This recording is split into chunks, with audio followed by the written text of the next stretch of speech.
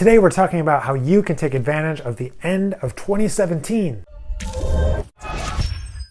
So for me, as for most people, the end of the year is always bittersweet. You kind of look back at 2017 or whatever year it is and look back and see all the things that you accomplished, all the things you didn't accomplish, and you look forward and make kind of plans and resolutions and for the new year.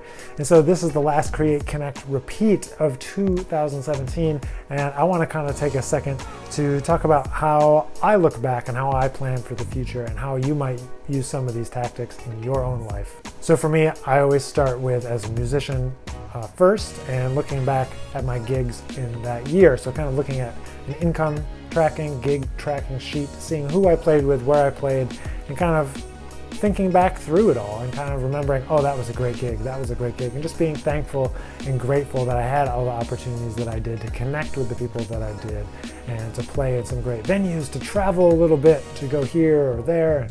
You know, for me, 2017 was amazing. I got to go on a 25-city tour with my group and my music. I got to present my music in Perugia, Italy at the Umbria Jazz Festival, bringing my band to Europe for the first time.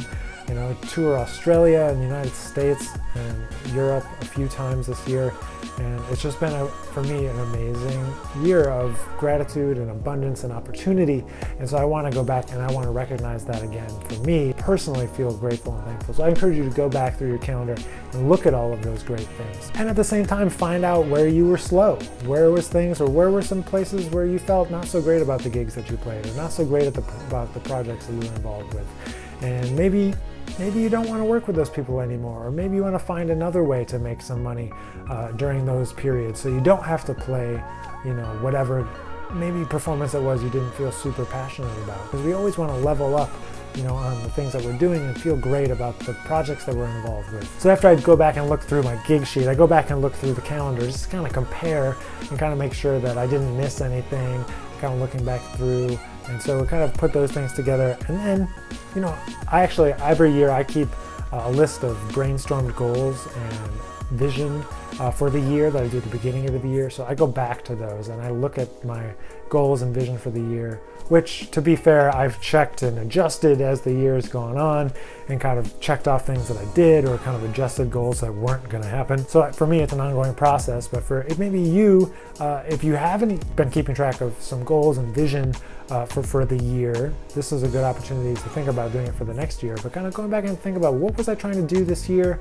You know, what did I accomplish? What didn't I accomplish?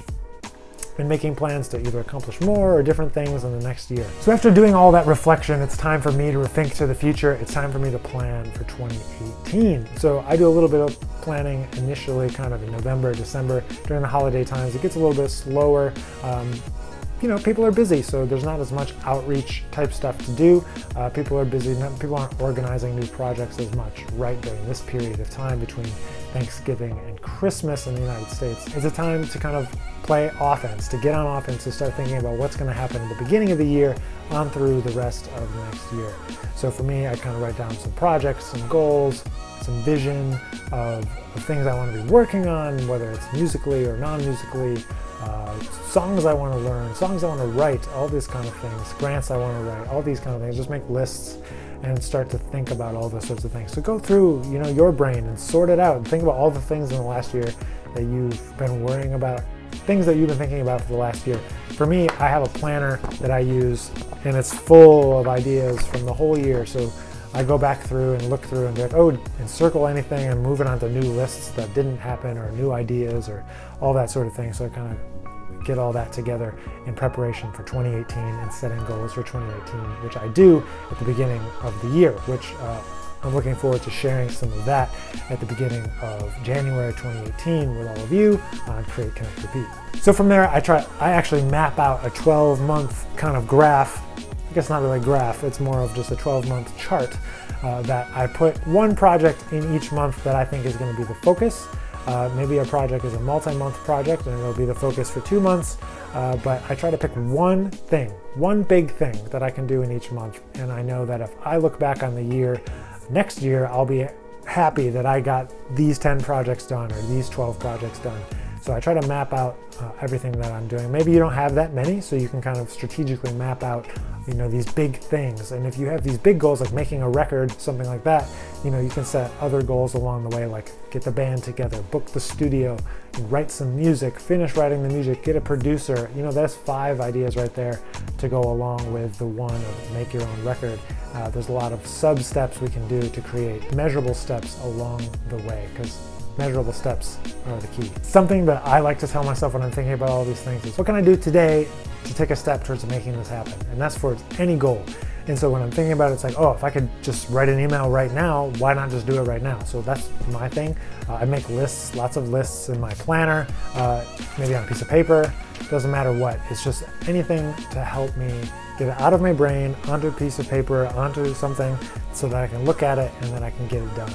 So I would encourage you to look out, make a 12-month plan, start taking action, make lists that go along with each month, get everything out of your brain, just brainstorm for it. A couple hours, a couple days. I usually take, like I said, the whole period between Thanksgiving and New Year's to kind of think and get all this stuff out and just start to plan for the next 12 months. And then after all of that, for me, I have here down the hall in my apartment a vision board where I post up all of these things so I can see them as the year goes by. I can check them off, I can cross it off, I can be happy, proud, and excited when I reach these different milestones throughout the year. So I hope this will give you a little bit of thoughts to recap your year at the end of 2017, or the end of whatever year it is when you're watching this video. You'll look back, you'll be thankful, you'll be grateful, you'll be thinking about what you can do for next year, and you'll start to reflect. And if you keep on looking outside of music and all of our channels and shows, you'll find